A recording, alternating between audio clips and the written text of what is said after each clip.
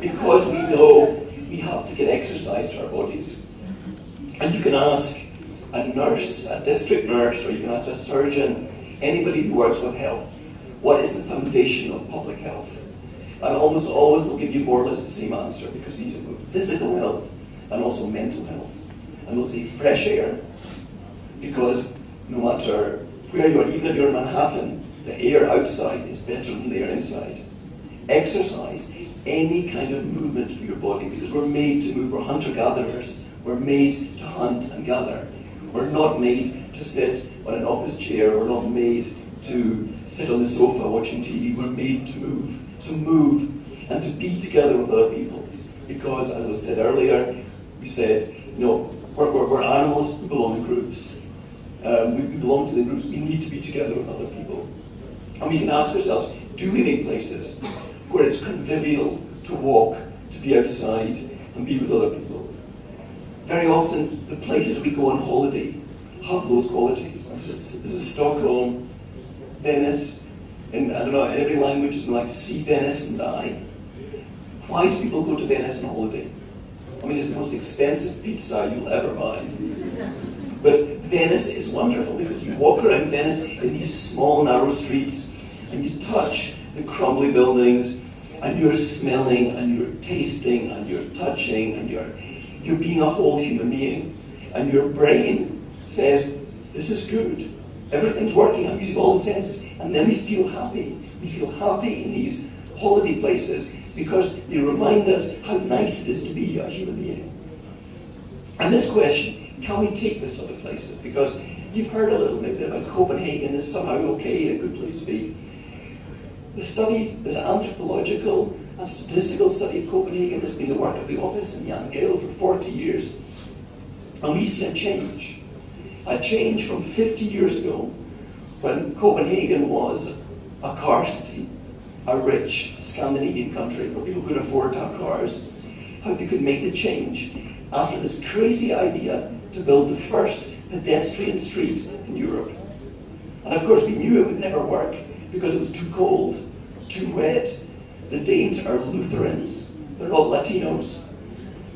But what we discovered was, even when it's cold, it's actually quite nice to walk around, to hear children laughing, to smell, well in Denmark, smell the sausages, you know. To be part of the city is a nice thing. And of course we discovered that people like doing this, and they use the public space. In the harbour, which used to be a place to park cars, taking away 60 parking spaces, it became 600 spaces for human beings. Now for the shopkeepers who were worried about the change, who buys more ice cream? Who buys more beers?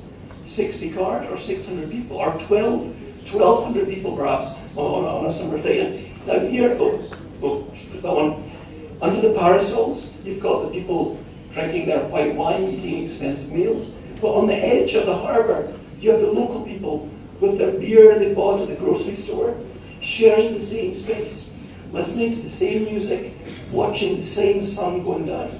And this is about the democracy of space.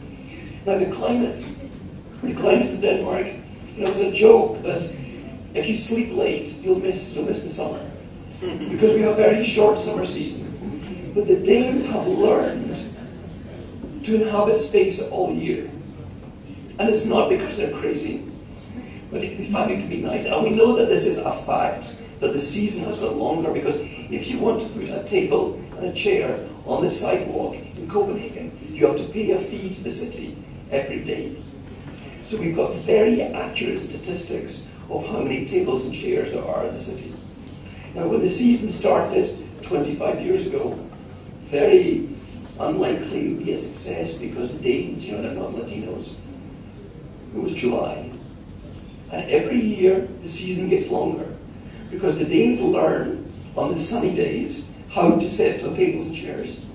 And they discover that it's so nice that even when it's cold, you can put on a blanket, have some hot wine, you can enjoy being in a public space, watching life. And now we know the season starts in March and ends at Christmas. The Danes have changed their climate. They've changed their attitude to how they live in the city.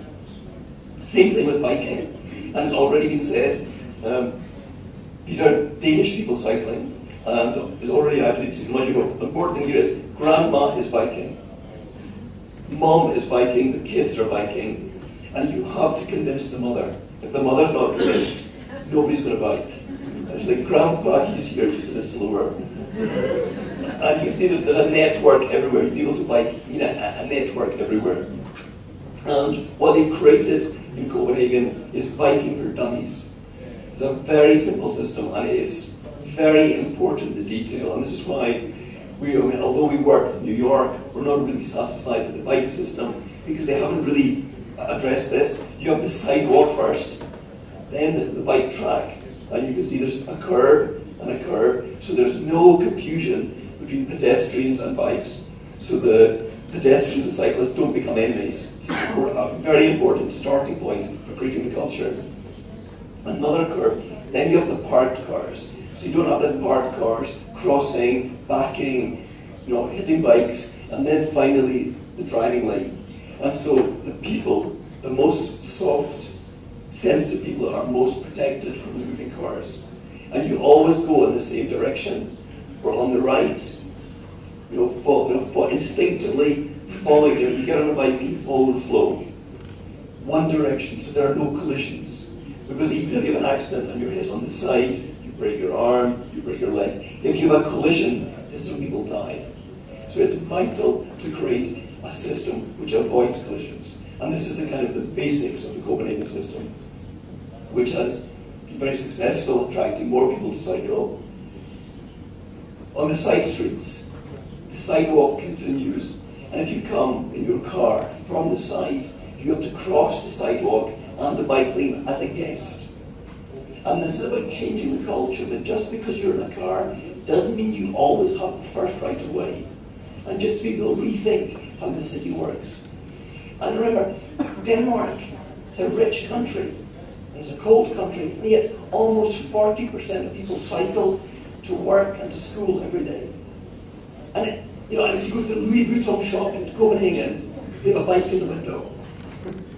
So the lesson is, if you make it good for people, people will come and stay and use the city. And the key is always you start with walking. You make it good to walk, because everybody's a pedestrian. We all know how to walk. You get out of your car, you start walking. You get off the bus, you start walking. So you have to make pedestrians always come first, because we're always pedestrians at some time. Cycling is important because if you take care of the relationships, bikes and pedestrians can become buddies. You're in the same airspace. You can get eye contact with a cyclist, which is much easier than with a car. And it's very easy. It takes 1 second to get off your bike and become a pedestrian, so it's very flexible.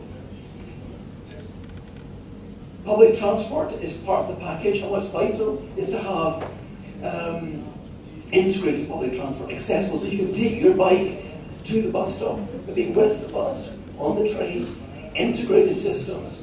Now, you don't have to have the most expensive tram or metro, but integrated transport.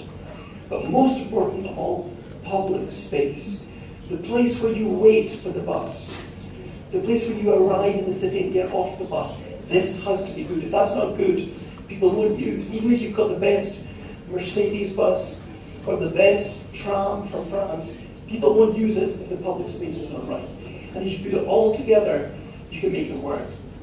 And it's already been said that we've got to get out of the silos. We can't just think about parks department, traffic department, buildings department. We have to think of the street in a holistic way, all together. We have to understand this density thing. This density question is a huge challenge. But we can deliver density in many different ways. This is a diagram just showing the different ways that you can deliver the same density. And we have this challenge because very often we have this question, are we here, these little detached houses, or are we in skyscrapers? And it's kind of, the car somehow always holds all this together. And we're very interested, in like, this isn't walkable. Is there something between these two systems? Another kind of density? And there's a guy who's living in the apartment who's dreaming that he had his own house. Maybe there's this other scale. Some people might say it's a European scale. You can find this actually all over the world. We just don't use it so much. A scale which is something in the middle. A scale which gives us the same density as that, but gives us a scale which we can understand better. I mean, the problem, if you're in the suburbs, you're often quite lonely, because you're isolated from other people. And if you're living in a tall building with 100 apartments, you don't know your neighbours.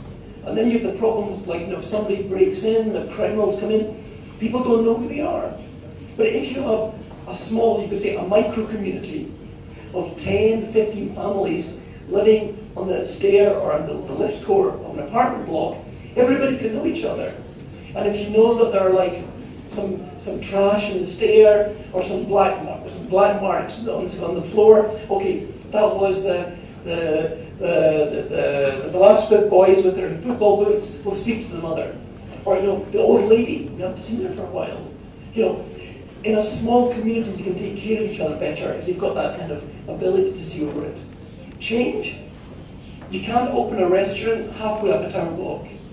The change of use, which is possible in this medium density, is very, very useful for creating organic cities.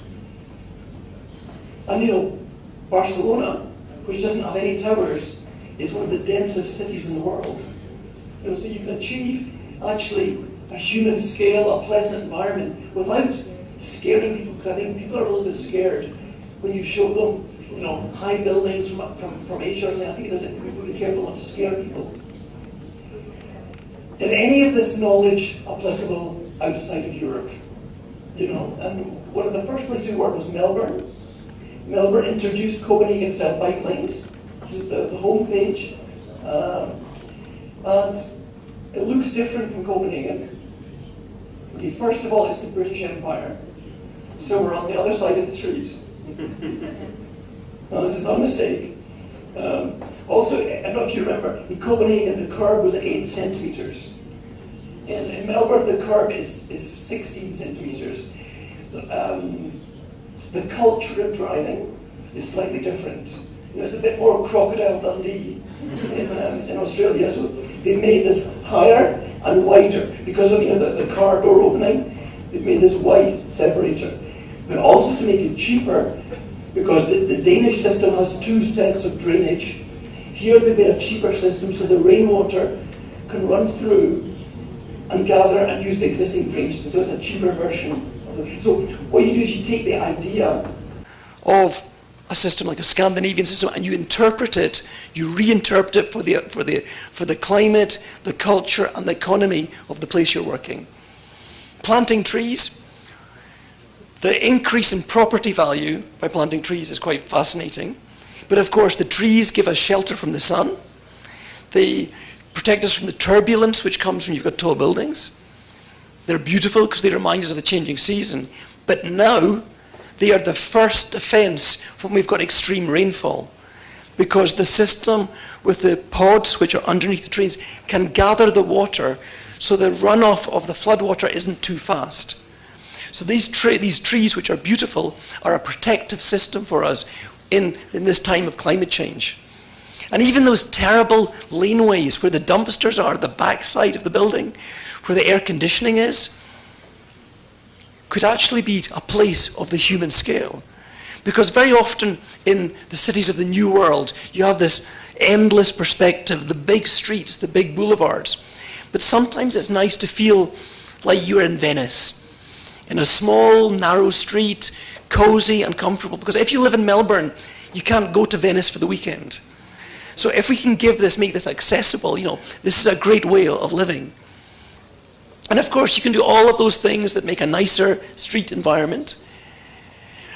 And now the Economist magazine, this is the money people, are telling us that Melbourne is the most livable city in the world. And they're also making a connection that economic sustainability, the success of business, goes together with livability in cities.